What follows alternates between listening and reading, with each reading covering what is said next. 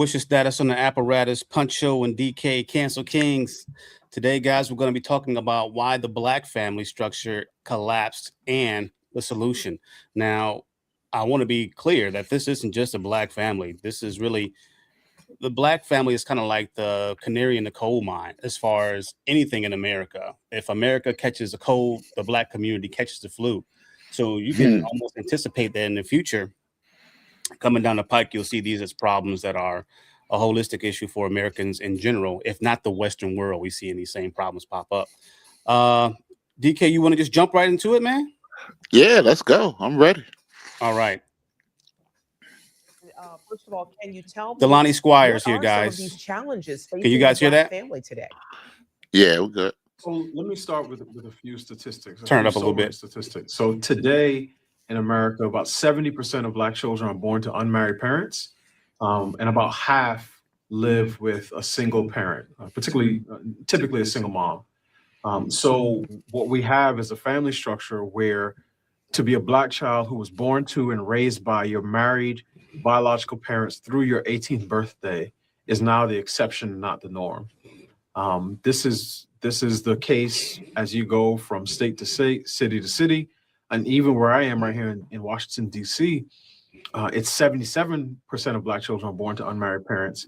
And what's interesting about that is, particularly for a city that talks so much about racial equity, it's actually 93% of white children who are born to married parents. So that's a 70 percentage point gap.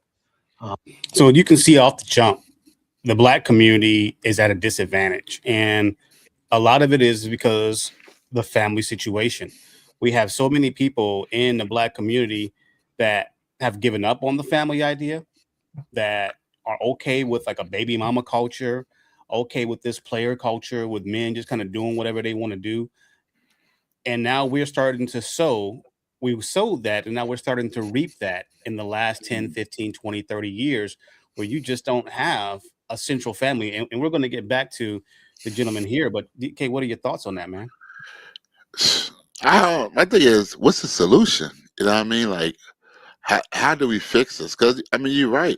I mean, basically, we're reaping what we sowed. You know what I mean? So the thing is, we got to figure out how to get this back. You know, because it's killing our kids, it's killing our families, it's killing our communities. You know what I mean? And we got to figure it out. Yeah, we're going to get to solutions in the end. So, guys, hang tight. But first, we want to identify the problem. And this is a difficult thing in the black community, especially as he starts to get into politics. We don't like to air our dirty laundry. We don't want to see us as being ashamed of where we are currently in our culture. But not only do black people need to figure out an answer to these issues, but America and the Western world has an investment in these answers too, because it begins to cascade out into other places, into other peoples, into other cultural groups that have a Western mindset. But like I said, the black folks are that canary in the coal mine. Let's continue here. And one of the things that I talk about in the book is the fact that family structure is one of the few areas and few social outcomes where progressives on the left have no interest in discussing, racial disparities or racial inequities. So that's part of what we see right now. And again, just because a child is born to unmarried parents doesn't mean that they don't have a father involved or any of those other things. But what it does mean is that there are millions of children starting life within a family structure that does not provide the ideal environment for them to flourish. Absolutely. And DK, argue that he makes a good point the black about the political side of this. He talks about the more liberal side of politics. And I said, this is going to get political. The more liberal side of politics is more focused on social justice, more focused on destroying patriarchal systems, more focused on equity, but they will not touch these issues that are causing the black family, the poor families, and in some cases, other families that are starting to take on these cultural attributes of fatherlessness and lack of families. They're not touching these issues. What are your thoughts on that, DK, and why? It doesn't fit the narrative. You know what I mean? It doesn't. It doesn't make sense. at all. And the more I was thinking about this, you know what the issue is? The issue, especially, I mean, and not just like you said, not just the Black community, but I think all communities, right? The government has become the new husband, right? Hey, Are you about to And guess engage in what? blasphemy? That new husband, that government, doesn't condone cheating. You know what mm, I mean? mm. If you cheat on that husband, he's gonna he's gonna leave you for Oh, sure. you better clip Welfare that. fraud. Nah, I'm telling you. So the crazy part is that that's what's going on. You know what I mean? They have this new husband that has these rules that you can't break them, and if you break them, then you're out. They kick you out the house, literally. And we're gonna touch on that in the video. I believe he's gonna cover that. But there is that issue where you've had, and I hate to point to it, but you've had a lot of women and men that can co-sign on it, but this is mostly a female thing, that have been faithful to the U.S. government, the welfare system, and all the things that come with it for decades. Yeah, Faithful, bro. That's yeah. very interesting Well, observation. yeah. What do you think about it though? But the government's been doing what a lot of women ask men to do, right? To be the protector, to be the Mhm. provider. You know what I mean? Yeah, And that's what it's fulfilling. I think it goes both ways. I feel like the women are choosing that, but also the men are choosing that too. You the know men what? may see it as an easy out. They don't have to take care of their kids. You can always just have the government step in and be daddy government.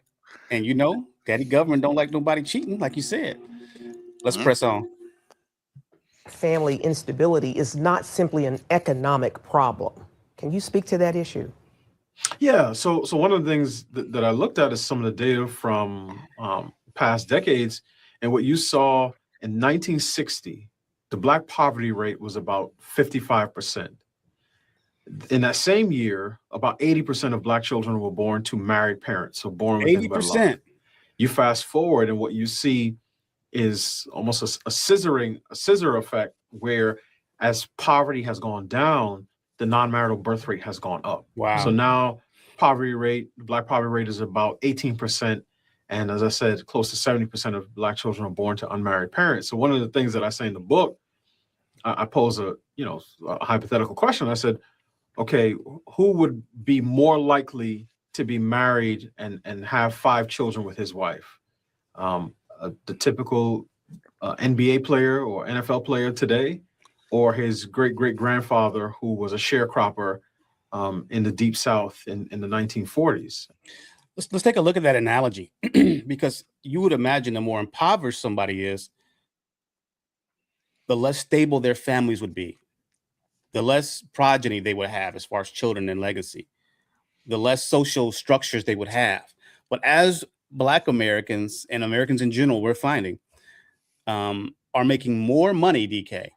As they're making more money, our families are failing more and more, especially in the Black community. Yeah, I And he think. uses the analogy of an entertainer athlete. Are they more likely to have as many children and a wife as their ancestors from the 1960s and prior? And the answer is no. They're less likely to be married. They're less likely to have children, and they're less likely to have a stable community around them. Unless you're calling the Beverly Hills Country Club a stable community. Yeah, I think parties have changed. You know what I mean? Like, I think back in the '60s and the '50s, that our parties were different, right? Family was important. You know what Priorities, I mean? yeah. Priorities, yeah. I'm sorry. You know what I mean? They were important, right? But now we have different ones. You know what I mean? Now it's how many likes instead of going to your kids. You know what I mean? School to a PTA meeting. You know what I mean? When was the Mm. last? You know what I mean? Like, people don't even do that anymore. Is that even a thing still? You know what I mean? Because Could you imagine, bro? It's 1949, post-war society. Imagine if we had an integration even back then, and Black folks had the opportunity to go to a PTA meeting. Let's say they're not doing sharecropping or they're not breaking their backs in a Ford factory making, steel or whatever. Don't you know how many black folks would be engaged in that process if we could? But now that we have the opportunity, we can't even get a lot of the mothers to show up without bonnets, house shoes, and pajamas. They had to make a rule to tell the women to start dressing up when they go drop their kids off. You probably know about that more than anybody. This guy. But the thing about it is like, and I'm not beating up on one, but I'm just saying this is where we've gone. We've given so much to our community to an extent through political power and all these other things, but we've only spent that capital on becoming less connected to family. And people will say, well, it's a result of slavery. It's a result of white supremacy. These things were happening at the apex of white supremacy and right after slavery. After slavery, we were the highest married group in the country at over 80% black people. And then during the Jim Crow era, after chattel slavery, we were still the strongest families and were some of the most highest married people. But we lost all that once we started looking more at civil rights and we let the government come in and be a surrogate father and daddy government. Yeah, well, pain and struggle produces something that, excuse me, that wealth and freedom doesn't. You know what I mean? Say that Pain, again, DK. pain and struggle, right, produces something that wealth and freedom doesn't do. You know what I mean? Because when you go through the fire, right, things are getting produced. We look at James all the time. I count it all joy when you go through trials of many kinds, because the testing of your faith produces these things. It produces patience. It makes you complete, makes you mature. It makes you not lacking anything, because you realize that all those other things don't even really matter. You know what I mean? But when those things start when your eye is off of Christ, right? You know what I mean? And you're focused on the material things of this world, that'll end up changing your mindset. And you'll end up, putting things above that shouldn't be, above other things. So, well, are we saying that, and this is a narrative that white supremacists have been accused of, and you're kind of walking in that direction, that black folks did their best under the height of white supremacy? How would you answer those accusations? no, I mean, is it a spiritual issue, or is it that white folks got to keep their thumb on us to keep us married, taking care of our kids, and even economically viable to some extent? I don't know about all that. All I'm saying is that there's just something special when you struggle, right? And when I'm saying without struggle, you heard that saying, right? It was like, hey, my grandfather walked so I could run. No, my grandfather walked so I could ride a bike, and my son's gonna drive a Ford. His son's gonna drive whatever, a I beg your Mercedes. His other pardon. son's gonna drive a Lamborghini. Did his next. No, I'm saying the higher that you get up, you end up producing a different type of man. You know what I mean? Because Right. if you never have any hard times, you end up producing weak men. You know what I mean? You never heard that? The answer obviously is the latter, which tells me that it's not purely a financial issue. Sure, economics are important. I believe that particularly for a man to be ready for a family, he needs at the very least three things: one, stable source of legal income; two, someplace to lay his head at night; and three, a stable mode of transportation. But that economics is not the primary driver of why Black family formation patterns look the way they do today. And Delano, can you talk about the specific 1960s welfare policies that did the most to incentivize single parent homes? I mean, that was the norm. I grew up as an African-American woman under such a household. Yeah, so what you had in the 1960s, particularly in 1965, is President Lyndon Johnson's Great Society programs, right? This is part of his war on poverty. And what you saw is welfare, Squires, which was then AFDC, Aid for Dependent Children, CBN News, Aid for Families with Dependent Children. What you saw is a program that previously was meant for widows or women whose husbands could not work for one reason or the other transform into an open-ended cash transfer program that just existed in perpetuity. You also saw the feminization of poverty and the racialization of poverty. You have groups like the National Welfare Rights Organization that said, no, poverty is a woman's issue that disproportionately impacts Black women. So you saw, in some respects, a recruitment onto the welfare rolls of Black women, but with a very specific provision, which is that, one, if you were married, you could not get access to this money. And even if you had a man in the house who was not your husband, you could not get access to this money. So it incentivized household dynamics where you had an unmarried mom raising children on her own. That was. So he's basically saying that the welfare system started, and we're going to get back to him. The welfare system started as something for widows and people who couldn't get better with a man connected to them. It was never meant for single women with children. That was just a paradigm that didn't exist at that time. But over time, they saw this cash coming in. And he's very specific that a certain political party used that as leverage, mostly liberal Democrats, where he said that we're going to use this as a hook to continue to get people to kind of vote in one certain kind of direction, but also make this a woman's only issue, and also make this an issue where we're going to kind of entice these people to focus less on the family and focus more on the government being their family. Very, very interesting. And before we get back to him, I want to get your thoughts on that, DK. Yeah, so I mean, he's right. The bottom line, he's right. You know what I mean? He's right. I mean, they hoodwinked us. You know what I mean? They found a way to destroy what took so long to build. You know what I mean? Why do you think the women, and it wasn't just Black women, but it was mostly Black women, and it affected disproportionately. Why do you think they chose a husband in the government versus a husband in the real world to raise their children? Why do you think that happened? I mean, it's so many variables, right? So it's number one, the government probably felt more stable, right? Than a man. You know what I mean? The government not going nowhere. We got big government, but big government not going nowhere, right? Now you're obligated to vote for whatever crazy LGBTQIA and trans policies that come out from that party, because now they're controlling the money that's coming to you, because that's your dad. That's your husband now. Am I missing something? Nah, you all the way right, man. But you know, man, I just keep coming back to this, man. Is what's the solution, right? And when you came up with this topic earlier, I was thinking about like, what is the real solution, right? And for me, the real solution, right, is it's individuals, right? It's just me, it's just you, right?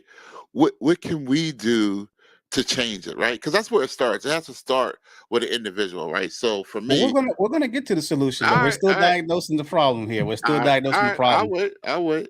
Let's get back to Mr. Squires here and see what else he has to say about this topic. And don't forget, guys, be sure to like, share, comment. If you've seen this impacting your community, where the government has become the father, where men have been marginalized, or the men have not been rising to the occasion properly. The men are just not, and the government has to step in. Leave a comment. Let us know what your experience has been, because this is a very interesting thing that's happened historically and socially that's impacted people to this day. Why is it happening? How do we fix the problem? Going back to what DK said previously. Let's roll. The only way, generally speaking, that you could get access to welfare. So what that did, in effect, was displace men, and in this case, Black men, from their rightful God-given role as providers for their home. And that set into motion a decades-long sort of pattern of family formation that moved men out of their primary vocations as husband and father and moved the government, both through elected officials and unelected bureaucrats, into that role as a substitute head of household. And Delano, how do modern, quote, guaranteed income programs continue to exclude or diminish the role of fathers? Yeah, this is something that I'm starting to look at more. In the book, particularly in chapter 2, where I write about welfare, I start with a story about a program called Strong Families, Strong Futures, which is here in Washington, D.C. And I describe how the pilot program gave $10,800 to new and expecting low-income moms. So he's talking about a program in DC that's focused on new and expectant moms. And we know DC is like 80%, 70% Black. So he's talking about the Black community here, most likely. None of these moms were married. All of them were African American. There you go. And the first person that the Washington Post, when they did a story on it, the first person that they profiled was a woman they described as a 27-year-old stay-at-home mom, now of 3 kids. She had just had her 3rd child. But then it said she was in a subsidized apartment, 2-bedroom apartment. She was on WIC, SNAP, and TANF, and now in this program. And then it hit me that when it said stay-at-home mom, the husband, quote unquote, that was being described was actually the government. Now, she was one of the two. Her story was one of the 2 The government was the husband, and she was a stay-at-home mom. Instances in this Post article where the word father was used. One is said the father of her 3 children went along when she took a $6,000 luxury trip to Florida. And the second is when it said that the fathers of one woman's children, that the fathers were not involved in their lives. And that was it. So, and even in the announcement of the program itself, Strong Families, Strong Futures, it was all about providing funding to give new moms, financial autonomy and independence. There was no mention of fathers whatsoever. And I've seen this in programs in Philadelphia, in Atlanta, and now one program is called the Bridge Project, which has different sites nationwide, talks about providing money to moms and their children. And it's all done under the guise of strengthening families, but there's never any mention of the responsibility and role that men are to play as fathers to their children. That's interesting because it's saying, hey, we want to have these family programs. We want to be able to assist, quote unquote, families. Man, this is a loaded topic. But when it comes down to the actual family, it's just a single woman and her children that are the focus. And that was something that was brought up during the last presidential election.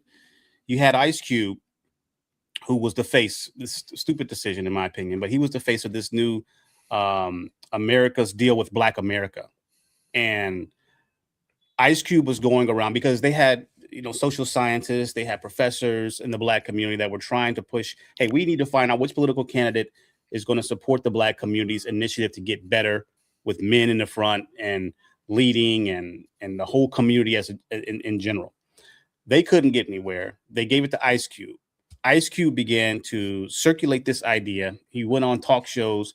He went on the one show, I think it's a BET show with Vivica Fox and the one girl from Players Club. I can't think of her name right now. And they destroyed this program, not because it lacked good ideas or it's what the Black community needed, but they destroyed it because they said there isn't anything specifically for Black women. And Ice Cube was like, well, aren't Black women a part of the Black community? And they basically said no. So we have 2 communities that are kind of fighting for supremacy here. One is apparently winning more than the other. We have Black females or females in general and their children. That's a community. They're the ones who are getting funding, like Mr. Squires. I don't know if he's a doctor, and I apologize if I'm butchering your status. But he's saying basically that these programs were aimed at that niche within the community, the Black community. And the men were being excluded for the same. So you have 2 communities that are vying. If the Black community wants to do something, it's not Black men and Black women and Black children. It's Black women and their children, and Black men are over here doing something else, smoking weed and maybe playing PS5. So this is where we are right now. And when you look at what happened with the Kamala Harris campaign, how she kind of marketed some things. We had the whole show, and I'll shut up here in a second, but we had the whole show where the white woman was saying about Barack Obama kind of chastising the black men during the election, or during the previous to the election. And she was saying, why are we worried about men at all? This is an election about women. And man, was she far off. But that's what the narrative has become, is men are not even a part of the conversation. And we're surprised when men show up and are no longer participating, or they're voting a whole different way. Thoughts on that, DK? And we'll also ask Jay and IT about the same.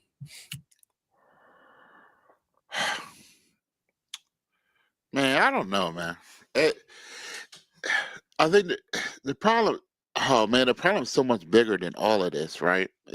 I think we're this margin, like is it the women? Is it the men? What's getting lost is the children, right? The kids. That's what's missing, right? Perfect. Like all this, the family is about really the kids, right? Because the kids have no choice in this, right? The kids come, from, a male and a female, right? And them two decide to get together and have a kid. And that's who's missing. Like when we're talking about who does it hurt most, does it hurt the men? Does it hurt the women? It really hurts the kids the most. That's who it really hurts. And nobody thinks about that. Nobody thinks about how it hurts the kids when you sleep with 10 or 12 women, or you mess with, going from guy to guy. You know what I mean? Who's really hurting is the kids. That's it. And that's why our community suffers, is because nobody's really caring about the kids, unless it's a custody battle, right? But they're not thinking about when you decide to go to cheat on your husband or to cheat on your wife, and you break the family up. You don't really understand like how much pain that caused, not just to that kid, but really to the whole community. And that's what the problem is. Like But we can't even get to that point, DK. We can't even get to the point of getting married. The cheating is happening yeah, in boyfriend, girlfriend, or Yeah. situationships. We are so far from the mark yeah, that but we're having the kids and playing all these games with family, but we're not even families, bro. yeah, but Not see, real but families. but the issue is, man, is that's why I'm trying to tell you, as individuals, right? When it comes to building families, right? We have to just, all you can do is your part, right? That's it. All I could do is be an example for my son and my daughter. That's all I could do. If I could be example, I saw my mom and dad. I saw, they're married almost 50 years. I saw my grandparents married 72 years. You know what I mean? I've seen my aunts and uncles. So those were the people that I was able to look up to and say, you know what? That's what I'm going to do. Whether it gets hard, whether a kid gets on my nerves, whatever it is, it doesn't matter. I'm going to try to work it out, because I have seen examples. I've seen bad times, good times. I done seen them with a lot of money, a little money. I done seen them working 3 and 5 jobs. I've seen all of that, right? And I've seen that if you keep pushing, that it'll work. But the thing is that a lot of us, maybe you don't see it, or maybe you do see it, and then be like, you know what, I don't feel like pushing that hard, because it takes work. It takes work to make it work. Let's press on for a sec. Wow. I know, because I've seen interviews you've done, that you get a lot of pushback from progressive Black leaders in politics and media, and they remain silent for the most part on the breakdown of the Black family. Why is that? I can tell you right now, before the brother even says anything, he's a sellout, and he's a quote unquote raccoon, because he's saying anything against daddy government in the form of the Democratic Party. I'm going to be honest with you. I'm not a Democrat. I'm not a Republican.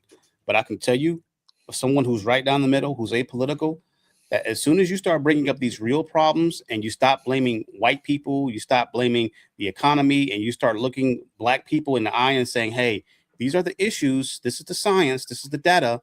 How are we going to deal with these hard numbers and without blaming everybody else in the world for these problems? It's going to be an issue, because we are literally a plot armor for the liberal parties. It's just a crazy situation, and we're going to lose some eyeballs because of that comment I just made. But hey, we got to wake up, folks, because we are at the bottom of everything right now. and we're not getting any help? I think quite simply, family formation is one of the few areas that they cannot blame on systemic racism. Mm. And their entire framework for activism is built on that. Mm. The way I put it is this: they cast all of the problems facing Black America as either the result of inequitable resource distribution or systemic racism, Ain't that what I just said? which is why all of their solutions fall into one of two Funny categories: guy. bigger government or better white people. He Now, said when it comes to forming families, he said all the solutions fall back on bigger government or better white people. A more powerful government daddy or a better white government daddy. A better I'm not gonna get too political because, like I said, I'm not political. I really am.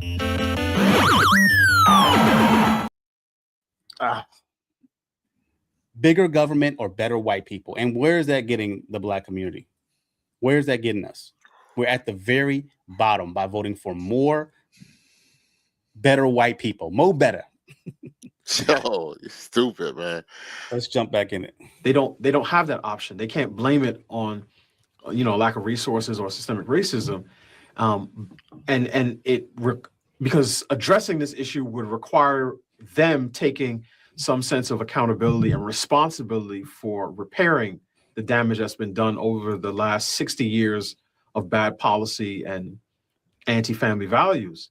So I think they would rather ignore this issue, because to many of them, talking about the decline in marriage and the breakdown of the Black family feels too much like airing dirty laundry. That's exactly So what they I would said. rather ignore it and focus on everything else. So part of the reason I wrote the book is to call these leaders, not call them out in a sense of combativeness, but to say, look, you as leaders, you have a responsibility.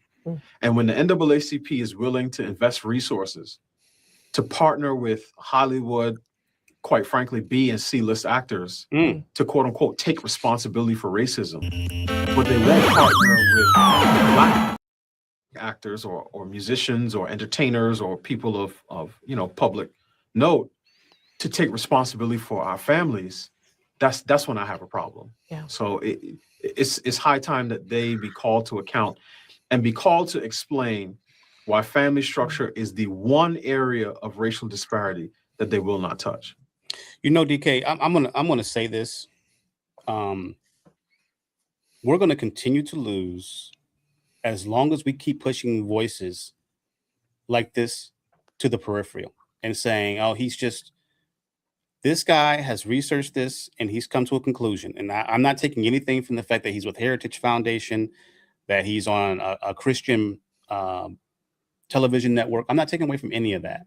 But these ideas can't grow in a liberal environment. It can't grow in a liberal think tank. Like we have to get our answers from somebody because people aren't telling us the truth.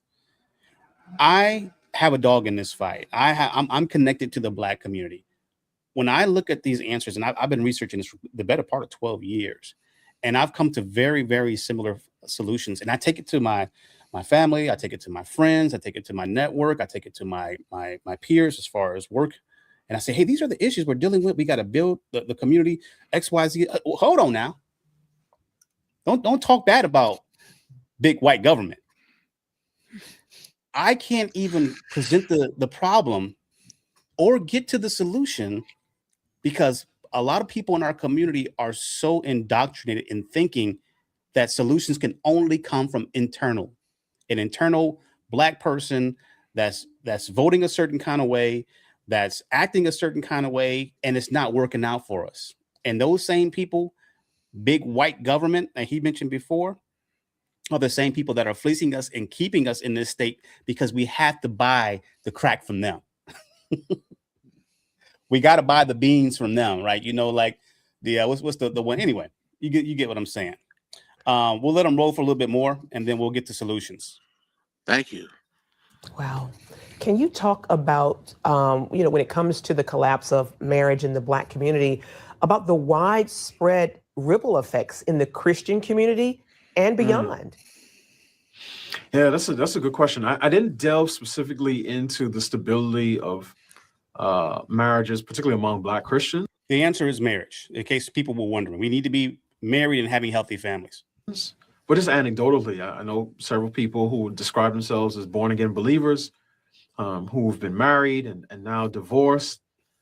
There are Christian couples who I'm sure right now are doing their best Yeah. to instill biblical family values into their children. Yeah. And some number of them have seen their children depart from what it is that they've taught them. So I think this is an issue across the church, so more broadly speaking. But yeah, I think part of the reason, again, that I wrote the book is to appeal to these, specifically to Black Christian couples, and particularly to Black Christian men, because this is married Black Christian men, one, embody the types of values that I promote in the book.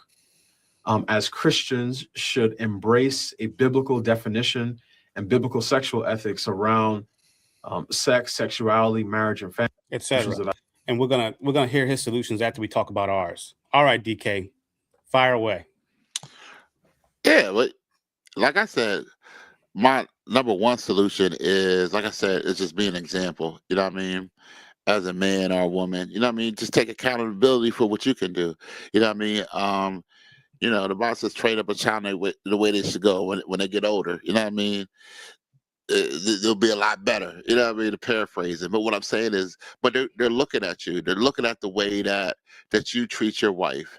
They're looking at the way that your wife treats you. You know what I mean? So when they see those type of examples, then in return, hopefully that's what they'll go look for. They'll go look, hey, I'm hoping my son, when he gets a girlfriend or gets a wife, that he treats her the way that I treat my wife. You know what I mean? And to me, that's where it starts at. You know what I mean? But if we all start there, you know what I mean? If everyone who wants to make a change starts there and stop worrying about, because we can't change everybody, but all we can do is change us. And then hopefully someone can look at us and say, you know what? Let me do better. You know what I mean? And then that's how we change our communities. That's the way how we change generational curses. You know what I mean? By getting back to the basics. You know what I mean? I think we just got away from the basics. We're worried about, just so much other stuff. It's just so much pressure, whether it's sports with kids, whether it's school for kids, and just so much pressure, you know what I mean, that I think families are just getting worn out. Dad's stressed out, mom's stressed out. Everybody wants so much, you know what I mean? Everybody wants 2 and 3 cars and a big house, you know what I mean? Where really before, life was just so much simpler. And I think as life became more heavy, we lost something. Well, DK, I want to push back a little bit, especially from the men's perspective, and let's just test that theory.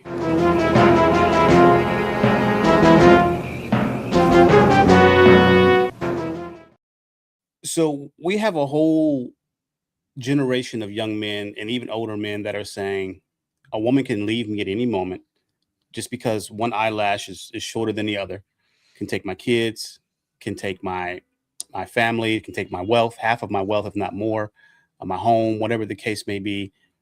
She can't be held accountable by the church because the church is at best a speed bump to a divorce process. It's been given over again to big, quote unquote, white government because he's truly her husband. What would you say to men that are fearing those kind of issues and fearing those kind of new paradigms? And that's keeping men from really committing and becoming married because they feel like at any moment, if a woman is not happy in this modern world, that she can take him for everything. And it doesn't have to be his fault at all. Yeah, but you know what? That's a bit. I'll let you go, Jay. But really, real quick, that's a bad mindset to have.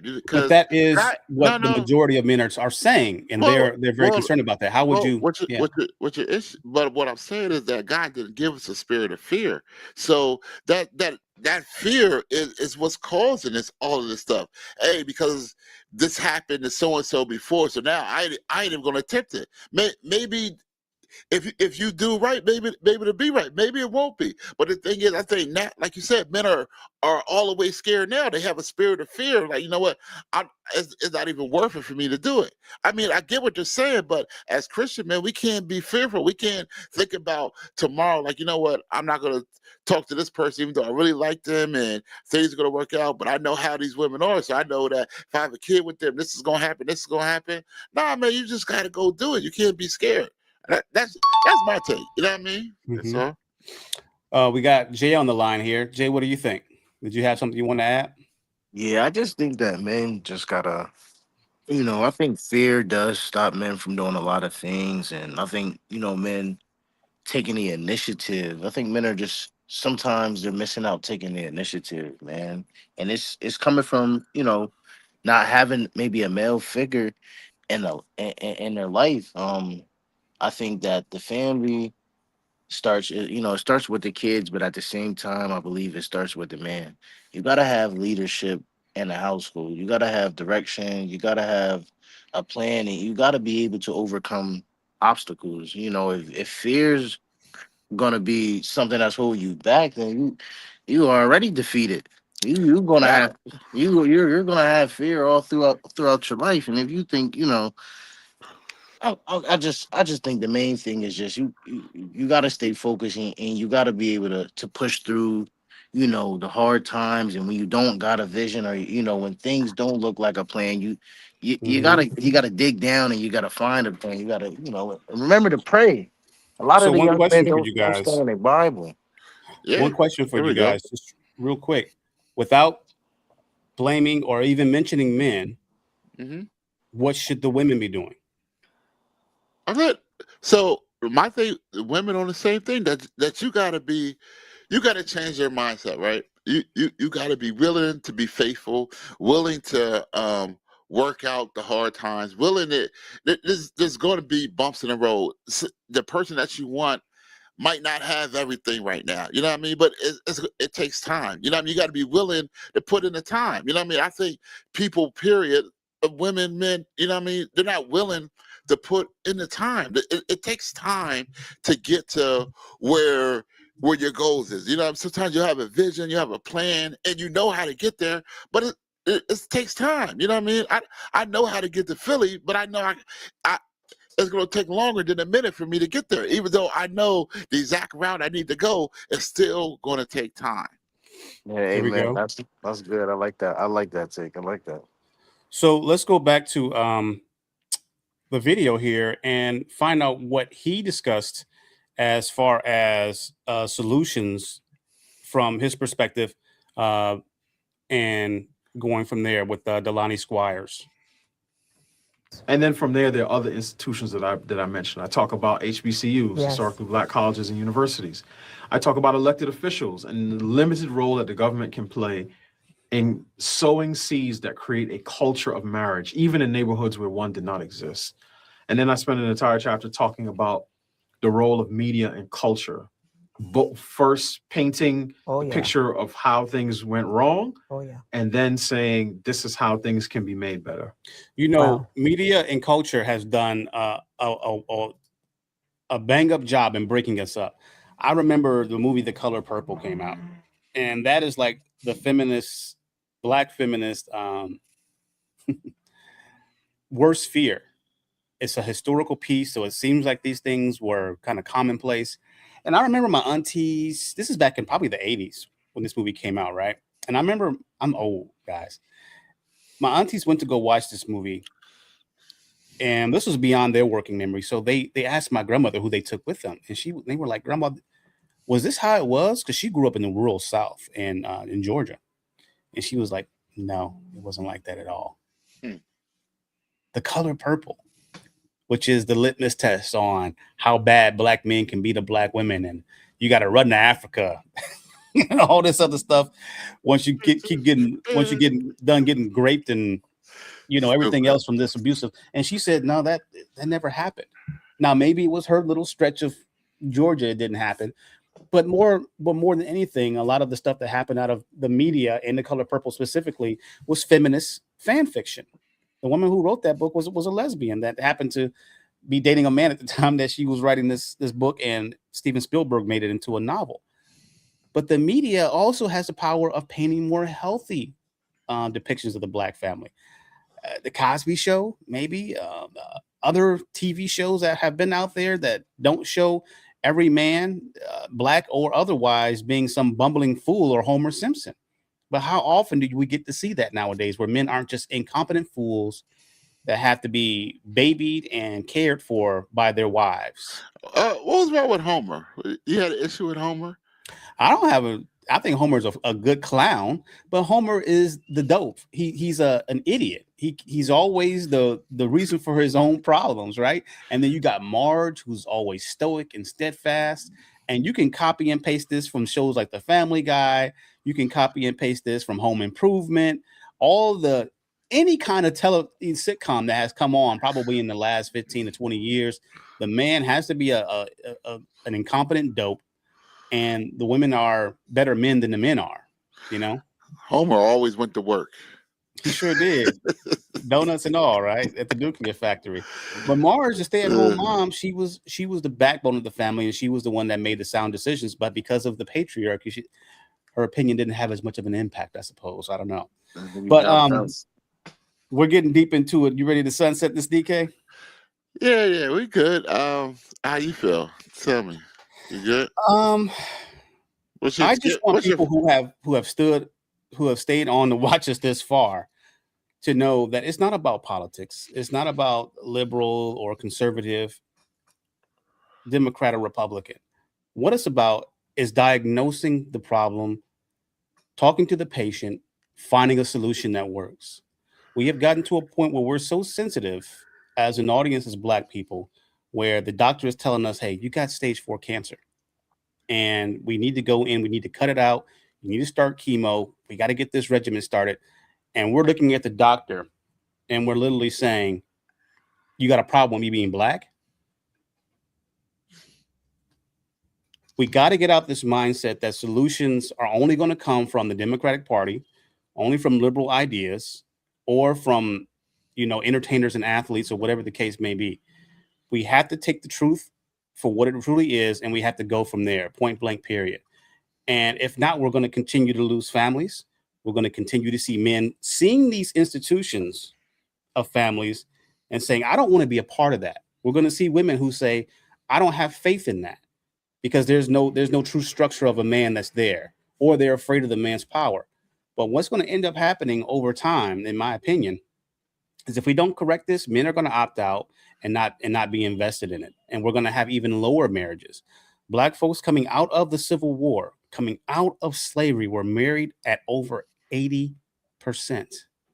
Now, Black men are at 39% marriage rate, creeping up to 40. Black women are around 26 or 27%, the lowest married demographics in the country, if not the world, aside from maybe Jamaicans and people from Trinidad. This isn't sustainable.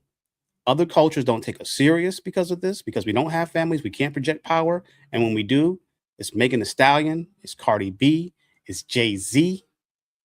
It doesn't make sense. And we're not going to win with this mentality. Thoughts on that, guys, before we begin to wrap it up? Nah, you hit that one. You hit that one good. That's good. Yeah. Give away. Yeah, give away. All right, bro, we've talked about a lot. What can we do? Can we appeal to God to help with these issues? What do you think, DK? That's always the answer. You know what I mean? Sometimes we be looking for the answers, and the answer is right there. You know what I mean? And the thing is, we don't ask. We want to do it on our own. But I feel like we can't do it without him. You know what I mean?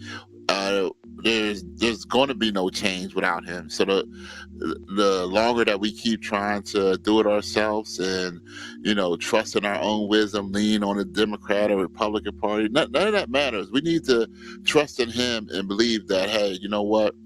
God, we need you to come heal this land. We need you to change this atmosphere. So, you know what I mean? Let's give it to him. Give it to God, like you say, right? There you go. Well, I want you guys to pray more. And we're going to do prayer during this, at the end of the session here and right now. And I want you guys to kind of focus on things aren't as dark as they seem. They aren't as bleak as they seem. Um, and DK is right. God is our answer. That being said, Father, we want to just lift up all the men and women that are watching today, but especially the men that are discouraged and they see these things and they see themselves being excluded from the family. They see the government playing a more important role than what they are, more confidence in the United States government than them as the fathers that you want them to be. Teach them that they can make mistakes, but they can also be redeemed and they can also lead these families that you have made them to lead, Lord.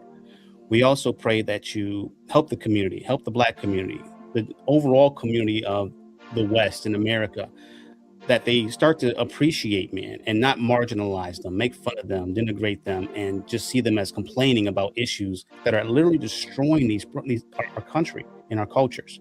We want to get men back inside. We want to get men out of the clearance out of life, Lord, and we want you to help us with that process.